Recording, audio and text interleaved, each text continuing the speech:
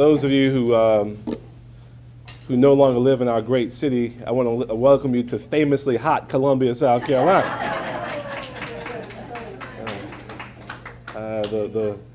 The weather has given some challenges today. However, as we always do, we adjust, don't we? We adjust, and we're prepared for any and all contingencies. I am Steve Benjamin. I've been blessed for the last 4.5 years to be able to serve as mayor of this great city. Very much due to the hard work of a lot of folks in this room, and I think directly tied to the work of the man that we're honoring today. And when we started working on a number of different initiatives, Councilman Davis and I and Dr. Donaldson and his team a few years ago, we set out to recognize historic events and contributions of folks in Columbia, South Carolina, using the 50th anniversary of some of the major events of 1963 as kind of a cornerstone. It was an effort that we were focused on here in Columbia, South Carolina, in Birmingham, Alabama, and Selma, and Memphis, a number of different places, in which we really wanted to start to put a permanent imprint. Y'all come on in. Y'all come on in. Putting a permanent imprint, a permanent mark on this city to recognize the work of so many who've come before us, so many who've gone on to glory, and it's always good to, I think, just take some time to say thank you. Say thank you. Some of you who hear me speak regularly talk a lot about the time I spent with my grandfather, Sam Benjamin. My granddaddy was an Orangeburg boy, didn't finish grade school. He was not an educated man like so many of us in this room, but he was a Christian man. And he spent a great deal of time teaching his boys about his grandson's biblical lessons and stories that he hoped would help us grow into the men he wanted us to become. He'd often go to the book of Joshua and talk about how God delivered the children of Israel. How he blessed Abraham with Isaac, and Isaac with Esau and Jacob. I delivered the children of Israel from the Amorites and the Perizzites and the Hittites and the Hivites and the Girgashites and the Jebusites and the children of Jericho, all the things that God had done for them up to that point. And it says, now give you a land for which you did not toil, and cities you did not build, yet you live in them, and eat from olive groves and vineyards that you did not plant. I give you a land for which you did not toil, and cities you did not build, yet you live in them, and eat from olive groves and vineyards that you did not plant. I know it's my grandfather's long way of saying to me, now boy, no matter how smart you think you are, no matter how talented you might think you are, no matter how you may think that life has been set up for you on a silver platter, you didn't get here on your own. You didn't get to where you are on your own. There's a price that you have to pay for the blessings that you receive. My grandfather, my parents, thank God my teachers worked to teach me that somebody marched for me and didn't know me, that people cried for me. I had no idea that I'd ever exist. Had some folks kicked down the doors of University of South Carolina in 1963, had no idea that Maggie and Sam's nappy-headed little boy would want to go there someday. They're out here in Greenview. There's a force that Reverend C.J. Whitaker. You couldn't call a statewide election. And I've heard some very incredible, interesting, and stories until Greenview came in. The most important box in the entire state, so many of us, I know and I believe, and I know Councilman Davis will attest this as well, can directly link our opportunities to serve in this democracy, our opportunities to serve in our government, our opportunities to want to have the audacity to say that we want to serve the people of Columbia or South Carolina directly back to the work of this great man. And we thought it not robbery to try and permanently recognize that contribution. So I know some of you have come from afar, family members, some of you are right here with us. but we're glad we all had the chance to come and gather here together. I'm going to take a quick second. I want to read I'll read the proclamation in a second. I'm going to defer to Councilman Davis, and then we'll have Ms. Mamie come up and join us for a second. Then I'll read the proclamation, and we'll all have a chance to share some words. Councilman Sam Davis, the proud representative of District 1, and my friend and mentor, and the best dressed man on City Council, I might add too. My wife made me wear the coat. Let me, good morning, everybody. But let me say this. Today is very special. Mayor talked about the path to today. I can honestly tell you that I, along with the mayor and a number of public servants in this capital city, we stand on shoulders. We stand on certain shoulders. And that path was dug and dredged with a lot of sweat and some tears because of Reverend Whitaker. I first met Reverend Whitaker on a weekend like this one. One night, went by his house with Bobby Gist, and it was during a hotly contested election. I say that to say this: for every significant election in this city and in this county, all roads led to Greenview and the great Reverend Whitaker. Yes, sir. Okay. Now, that means that we also have some debts and gratitude to pay, but we also know that there were some lessons in all of that. Back in those days, I was just, younger than Sam, a young radical. And but the lessons you learned from Reverend Whitaker was that, there are times when you have to say what you mean what you say, and don't worry about what other people think about you. But then there are other times when you have to sort of temper all of that, because everybody doesn't always have to know what you're thinking. And that means that there's a purpose for what you want to do, but you want to make sure that you don't necessarily alienate everybody, but they've got to understand the message and understand why you do what you do and why you're committed to what you do. In those days, I learned that public service is a commitment, and it's not about you, it's about the people you serve. And I don't think anybody ever questioned Reverend Whitaker's motives. The mayor is an example of that. And I congratulate him, and I'm proud that he had the vision through 63 to continue to pay homage to those folks who have made Columbia what it is, but still it reminds us that we're still on the road to make it what it ought to be. And I want to let you know that two of the very people that were side-by-side comrades of Reverend Whitaker could not be here today. Senator Kay Patterson, who honestly could not be here today because of other commitments, and Congressman Clyburn, another longtime friend and I think student of Reverend Whitaker. He cannot be here today, and I think we all know why. He is spread in 99 directions this weekend leading into Tuesday. But he did send a note expressing his congratulations to the Reverend, and the fact that he regrets not being here, but he will communicate later on with the family.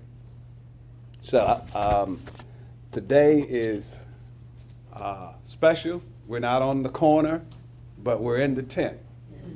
And that's all that matters. It's not where you do it, it's how you do it, and the fact that you give gratitude. So I'm happy to be here, And this is special to me. As I said, I would not be standing here. I did come through Greenview. And this past week, they all came to Greenview. The congressman, the candidate for lieutenant governor, the candidate for governor came to Greenview and asked for the blessings and gave their commitment. Okay, Miss Mamie, would you come to the platform, please, ma'am?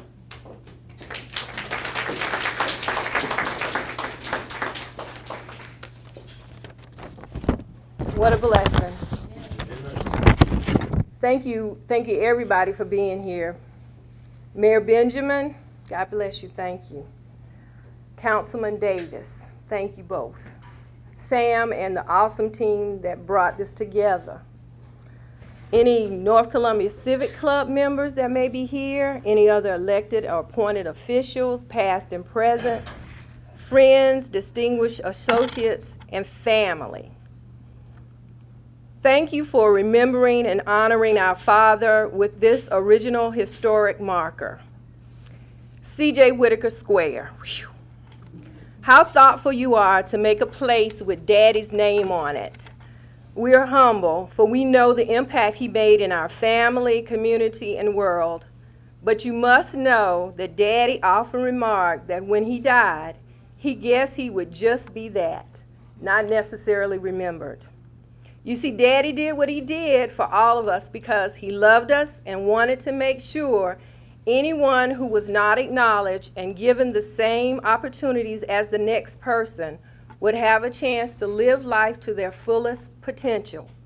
And he was passionate about this. Growing up, we didn't think Daddy was afraid of anything. I remember once on the way to the house, we called the country where our relatives lived the house. Y'all remember, we used to call it the house. Daddy stopped suddenly in the middle of the dirt road and killed a snake. I wanted to know why in the world did he have to take time to kill that snake when he could have driven around it or waited for it to cross. And he explained. He said he killed it so that it would not bother anyone else who may not have seen it. See, he was all about destroying what might hurt others before it could run amok. He always exuded a contagious confidence. He didn't flinch when confronted by haters at the political rallies, and we used to call those stump meetings. I don't know if y'all still do. He gave no credence to the threatening phone calls we received during election seasons. He always kept things simple and dealt with matters head on. He was on a mission. He lived on purpose and intentionally brought others with him to help wrong injustice and to make sure everyone had the same rights and opportunities to choose who they wanted to govern this country.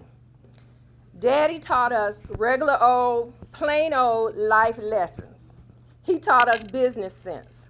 We all knew how to write checks and balance a checkbook by the time we could read. And we were trained typists, receptionists, secretaries, greeters, farmers, janitors, and maids. Daddy taught us to have a plan. I believe that he spoke to each of us while we were still in the womb, and he probably said, "Come on out, baby. But when you come, you got to go. You got to go get a job. You got to leave this house." He knew the importance of us becoming responsible adults, and he would not rest until we were all living full lives. He emphasized that we must know where we're going. Not only literally, since he always quizzed us on geographic locations and directions, but he expected us to have a vision and operate in a spirit of excellence to make it happen. Daddy taught us to work diligently and finish what we start. No shortcuts allowed. Rest was not acceptable. If you are done with that, start on the next project. Daddy taught us to lead and delegate. Encourage people to catch the vision and put them to work in the field to bring in the harvest. Daddy taught us to give, to be intentional about helping folks. He gave even when we thought we didn't have it to give. He gave until he gave out. Sometimes we didn't understand how Daddy could work all night, take a short nap, only to go back out to civic, church, and community meetings the next morning. Then come home, alas, with more work to do and more plans to make.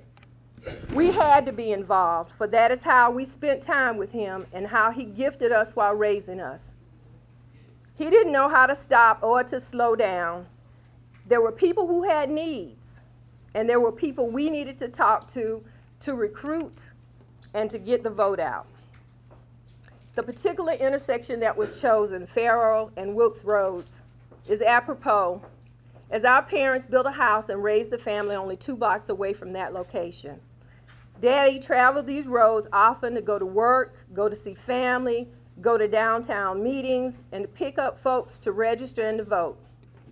Our mother, Ernestine P. Whitaker, also brought strength, love, joy, creativity, unique style of grace and balance. She taught us how to pray, forgive, and move forward, and she had Daddy's back.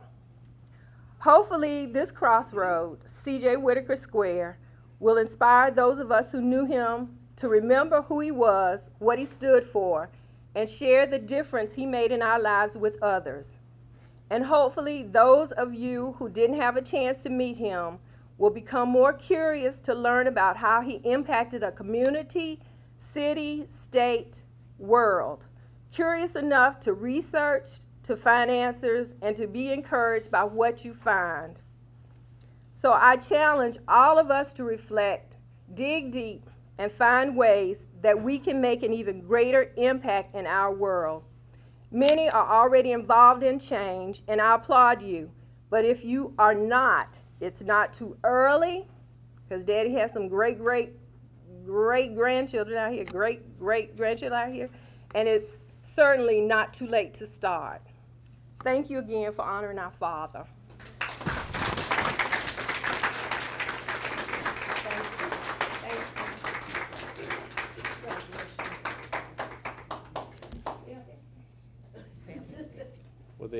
We're going to bring Joseph Johnson up. I've talked about the Columbia SC 63 initiative, and when we started it, Dr. Bobby Donaldson, who's way in the back, some of you have had the pleasure of meeting, took the helm and decided he would bring his best and sharpest student along with him. And we watched Joseph take the lead at the Historic Columbia Foundation, and we're doing a fantastic job, and want him to take a second to tell you a little bit more about this initiative and that we've been using to recognize so many coming forward. Thank you, and good morning to you all. Simply, this moment is special. It's special on many reasons. One reason that I can reflect on when I leave here today is that opportunity to have stood in the legacy of Reverend Whitaker.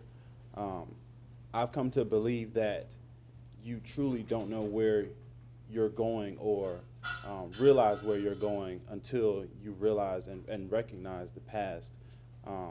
The work that Reverend Whitaker has done has pretty much shaped my ideas about who I am as an African American and where I can take my legacy. It's my dream to have someone stand in the presence of my legacy years from now. So I thank you for the opportunity for that today.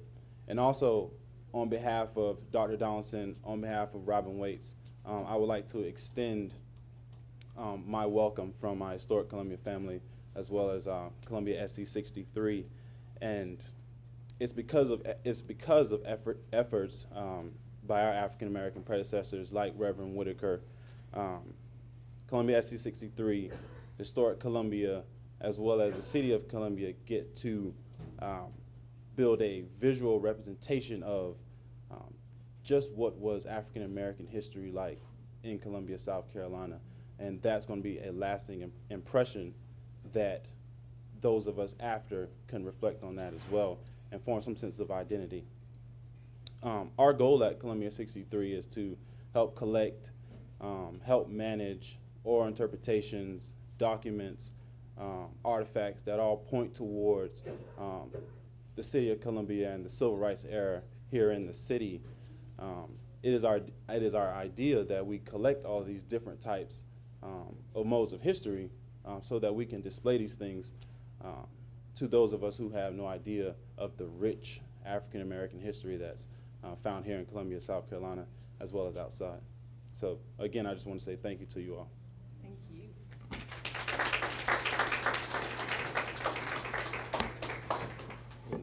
Joseph's a bit modest. If you come downtown, you'll start to see several historic markers marking where significant events or occurred downtown.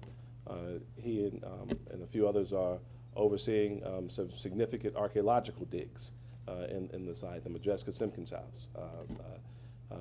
They did the Man Simon's College. They're doing a lot of good work that I think will inure to the benefit of people in this community for years to come. I wanted to read a resolution 2014-72 approving the honorary naming of the intersection of Farrow and Wilkes Road and C.J. Whitaker Square.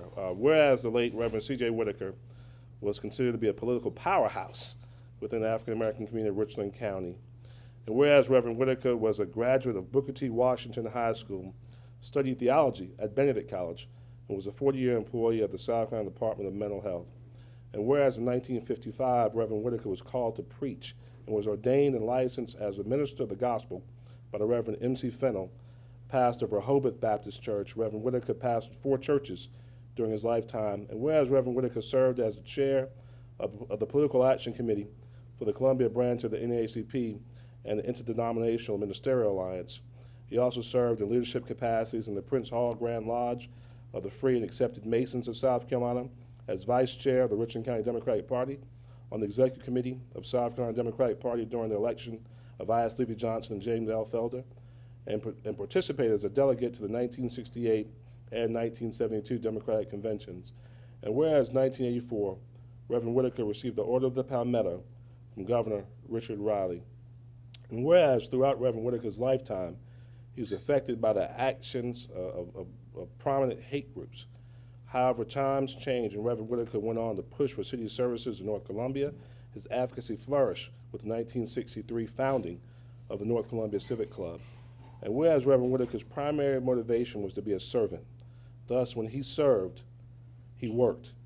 The things that he accomplished between the dash mark of 1924 and 1986 for the fight for equality and justice made Columbia a better place. Now, therefore, be it resolved that Steve Benjamin, the mayor of Columbia, along with Columbia City Council, do hereby approve the honorary naming of intersections of Farrow Road and Wilkes Road, C.J. Whitaker Square. And it's an honor, and we want to invite the family up to join us for a photograph. I will take a quick point of personal privilege. I arrived in Columbia. You know, it's not often the politician doesn't tell you he wasn't born and raised in Columbia. My family's from Orangeburg. I got here in 1987, so a year after Reverend Whitaker passed.